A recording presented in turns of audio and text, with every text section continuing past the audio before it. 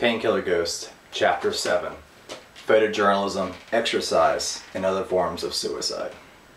Now it's now, and it's dusk on a Tuesday night. He isn't working tonight. It's a little chilly, as a late September evening can be, but his beard keeps his face warm. The warmth from a beard wasn't recognizable to Time until he grew a beard, shaved it, and then grew it back again. He likes a beard, never a mustache or a goatee. His comes in the color of a nice lager in a mug. He recently cut his hair. It was a little shaggy.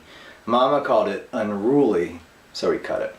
Now it's dusk, 2 days past the haircut. He's barefoot and walking, singing folk songs he's heard on NPR Sunday afternoon. He's got some film in his camera, black and white. He's happy he can still find some decent 35mm film with all the digital cameras around. Time likes his 35mm cameras. There's a detachable camera flash in one pocket. He walks a lot in the neighborhood around Suzanne's house, and each walk has a larger and larger radius. He pulls the flash out of his pocket. When he turns it on, there's always an audible surge of the battery, lasting maybe a second. He loved that sound as a child. Still does, too. He walks around the neighborhood. It's getting darker now, but it's not too late. It's fall, and he has to take his walks earlier as the days get shorter. Time raises his camera to his eye, focuses it on a nearby house, and snaps a shot, then repeats and shoots the house next to that one, then the one across the street, and the one to the right of that one, and then the one to the right of that one. He walks on, 5 minutes, 6, humming to himself, thinking about how he cut his hair too short, how many candy yams he'd have to start shelving for the upcoming holiday season. He stops, raises his camera, and continues with the random shots, taking pictures of whatever happens to surround him. These houses all seem empty to him. There are no cars in the driveway for 5 or 6 of them. One's in a square even. People should be home, he thought. It's late enough in the evening. No kitchen lights are on. No porch lights are on. Time sees it as almost a whole block of houses for sale, vacant, victims of the housing bubble burst and the foreclosure boom, the recession confusion, the stock market correction, the unemployment generation. But there is one house lit up, right in the center of the empties. There is this one house with a kitchen light on, a bathroom light on, and a flickering television downstairs.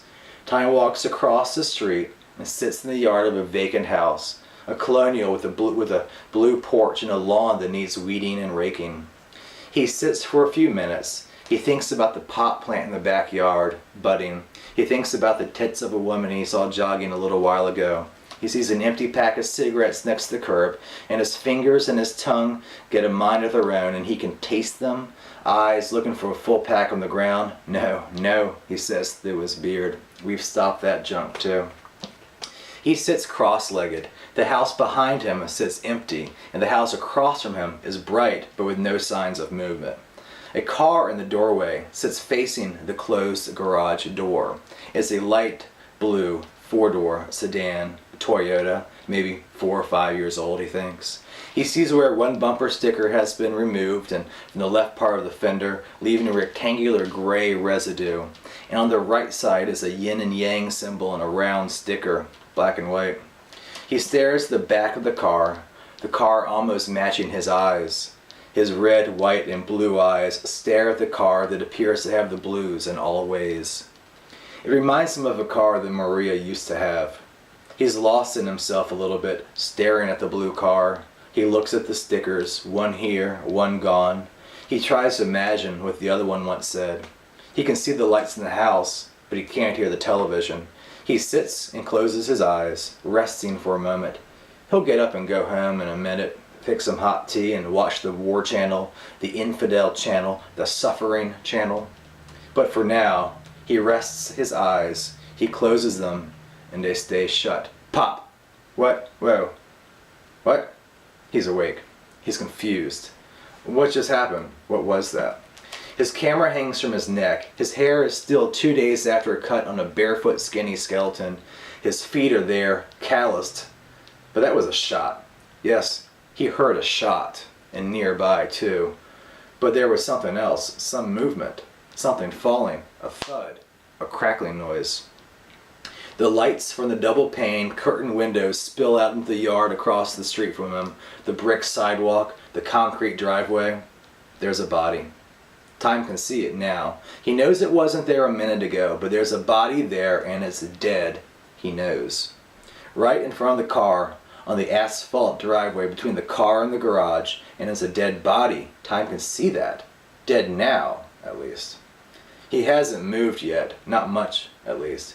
He's held his breath for a second or two. You never know what's going on in the world these days. He wasn't about to hop up and run over. Time lifts the camera to his eye and snaps a few frames. He's a photojournalist now, he feels. Here in suburbia, he's capturing something unique. You're a photojournalist, he tells himself. Take the pictures quickly. It's almost dark now. All the empty houses sit still, lifeless. A skull bleeds onto cracked black asphalt. He takes 2 pictures of the house and of the blue car, and he starts to walk away. Mama, it's weird, but when I was sitting there, well, I was into my own thoughts, but I had a feeling that someone was there, but then I forgot about it.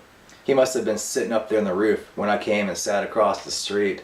Maybe, this is weird, but he was waiting for me to leave before he shot himself.